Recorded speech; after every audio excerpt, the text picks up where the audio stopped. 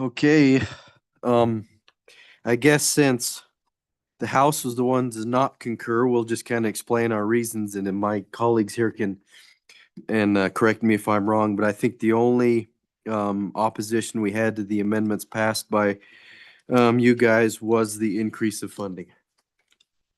I think that was the only place that kind of held us up. Go ahead, Ed. Thank you, Mr. Chairman. Yeah, I just want to add that on introduction, it was at 3 million. In both ag committees, it went out at 3 million. It passed the Senate Ag Committee, the House Ag Committee, went to the Senate Appropriations, and that's where the increase was. And the agency says the 3 million is enough to start a new program.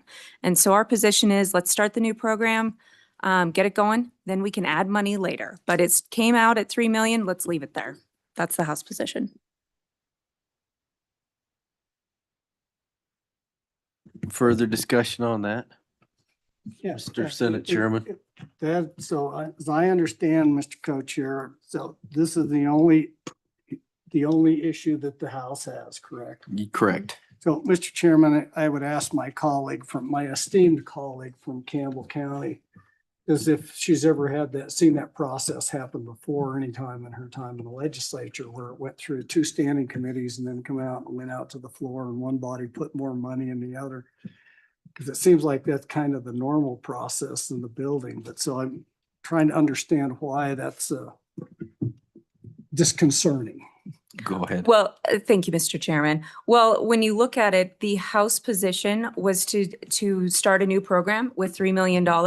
And that was it failed on a 33-26 concurrence vote because they were concerned about the increase. And I understand that that's the process. This is also the process. Yeah, and so, Mr. Chairman, I would absolutely concur with that. So, under both our House and Senate joint rules on the conference committee, we can work between the positions. Yours is 3 and ours was 5 on the Senate. So that's what I'd like to do, is have a discussion about how we can meet you guys halfway and provide a reasonable compromise under the context of our rules, and see if there's a sweet spot that we could meet with you guys on that. So, I would make a proposal, Mr. Chairman, that, given the late hour of the day and at this point in time, it seems reasonable that we'd be more than happy to meet you guys halfway on this, and just split the baby 50-50 between the House and Senate position, and would move that to 4 million instead of 5 million.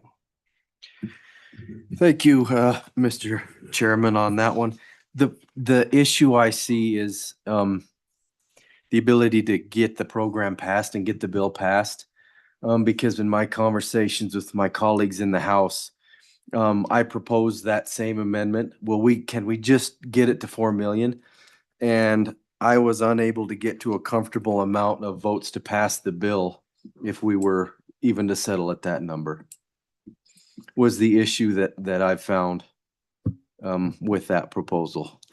Yeah, and Mr. Chairman, I understand that, and I appreciate the concerns there, but I did look, and this bill came out with the unanimous vote, 62 votes in the House, and it had a unanimous support in the Senate too. And so here we are, both chambers passed out a bill that has some minor alterations, unanimous. And so typically with the rules, we negotiate between the positions. And so I'd still like to offer up unless some of the other members might have a different offer, Senator Ide, you're chairman of the Ag Committee, is there? Thank you, Mr. Chairman. As probably everybody knows, I don't like to vote for any appropriations. And this particular bill was one of the rare ones that I did, just because it does protect life and property and try to get ahead of mitigation before we have to go to a bunch of government welfare programs to, if we don't get ahead of it. And to be honest with you, I was against the raise on the amendment to raise it. And, I don't know. maybe we add $1 to it here. Maybe So, go- so Yeah. we'll move a little further your guys' way. If you guys would consider the $999,999. You can go back and claim victory if that's something you take under consideration, and we'll take our beating. Mr. Chairman, we'll take the beating and cave to the house on that.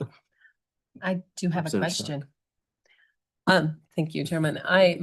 Why did you need to raise it? I guess, I mean, there's no explanation on when, it goes through, we all approve it. We're all happy with the amount. There was no reason, we have no explanation of why you even, So. and who Mr. ran the amendment? Mr. I guess Chairman, I that don't is know. a very good question. So let me share with you the discussion. So as this bill moved out of your chamber and then moved into, and I know you guys were working late that night, but we had the forest health briefing and Senator Wright actually chaired that. And so part of the rationale was when we went down to the forest health briefing, so state forestry every year basically flies all the forested lands, and they use radar and imagery and a bunch of other things to monitor beetles, disease, and all of that. And what we learned from that is that 26% of all the forested lands, so 11 million acres in Wyoming, 26 million acres, 26% of that $11 million acres is currently seeing a high level of beetle kill and mortality, which means the fire danger is going up, not down. And so the likelihood we're going to either spend this in suppression, and I know you guys took testimony on the House committee on this, is the rate of investment, the ROI, rate of return on investment, typically on these things for particularly large fires like happened up with the Elk Fire and then the Mullen Fire in my area and then one up in Thermopolis area last year. The larger those go, the higher the value of that rate on return is. And so on an average, you can say $7. Every dollar you spend on mitigating fuels, save $7 in suppression cost. On the big fires, it's 10 to 1. Once you start calling in the helicopters and the tankers, those costs go out the roof. And we had two clearly demonstrated examples. One up there in Sheridan County with the Elk Fire, where the state forestry had treated all of the state lands and done a little bit of the Forest Service lands. And when that Elk Fire come rolling out of that Tongue River Canyon, it hit that stuff and it stopped. Mhm. They didn't have to call in tankers. They weren't wrapping houses and stuff. And so the rationale is, and it getting back to Representative Strzok's question, the magnitude of the problem is going up, not down.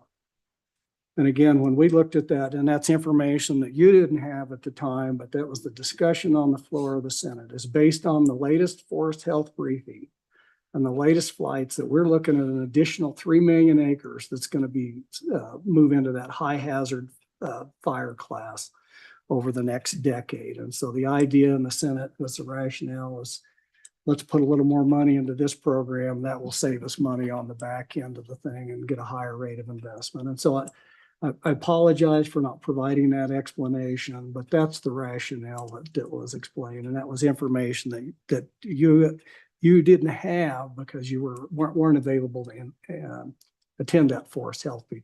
It wasn't just to put money in there. It was because the magnitude of the problem is getting larger, not smaller. And we felt like this was a much better investment of the state's money because it leverages on a 2 to 1 with the feds or a 3 to 1 with other entities to start to address this. Because in the long term, we felt that it's going to save the state money. Keep in mind, the last 2 years, we spent $77 million in fire suppression. And so it just seemed prudent to try to get out ahead of this. So that's the rationale. And again, it wasn't because we just want to be big spenders on the Senate side. It was fact-based to be able to come back and say, look, this is good money spent up front that's going to save the state a lot of money in the future. And that's the rationale. So you feel with that extra money, you're going to be able to cover the extra acreage? Like, I mean, is that gonna, or can you just start your program with what we gave you and then ask for more when you move into those extra acres that you're talking about? Well, I'd be remiss if I said absolutely, but here's where we're at. And so, and this is the discussion that we had with the Senate Ag Committee and also is you only get so many opportunities because of the nature of the out of that 11 million, about 8 million of that belongs to the federal government. And we have a very favorable administration right now. And you need to make hay when the sun shines. And 4 years from now, who knows what it have? We may be back to, an old growth rule that wants to accumulate forest. And so that was the other part so to answer your question, we think with the federal partners and the backlog of work that's already out there that we can get this deployed in the next 2 years during the biennium and get this money on the ground and working. Versus if we didn't think that, there was no reason to put the money in there, but there is a sense of urgency to treat this. I mean, not only what we have, but an accumulating additional 3 million acres of high hazardous fuels. And so, and keep in mind, once they roll off those national forests, the cost is 100% unless it's onto other federal land. If it goes onto private state, those suppression costs lie 100% with the state of Wyoming. And so two things, the magnitude of the problem is getting much bigger and you make hay when the sun shines. And you understand that as well as anybody, Representative Schrott, So again, it's strike while the iron's hot. And that was part of the rationale. So, and I understand, I guess initially without that explanation, it would be easy to assume that this were just hiding money or putting money away, but it's really for those reasons. Magnitude of the problem that we're facing and the opportunity to address it have lined up. So I hope you could take that back to your colleagues and say with a reasonable explanation that we came to an accommodation of meeting in the middle. Let me just say this and correct me if I'm wrong, my colleagues here, especially a good appropriator. I feel more comfortable presenting to our body and think we could get a good compromise if we did it at 3.5. I think there would be much more appetite to move it forward that way. And if any of my other House reps want to comment on that, I think that might get a bigger consensus. Thank you, Mr. Chairman. I agree. I think if we settle on 3.5, we could take that back. I think the body would feel more comfortable with that. And as an appropriator, we have supplemental. And if we see that this program is taking off and we're needing to add more funds to it, bring it to us in December. Well, I need to confer with my committee on that. Will you give us a minute? Yep. Sure. Yep. Let's go. Pockets. Go pockets.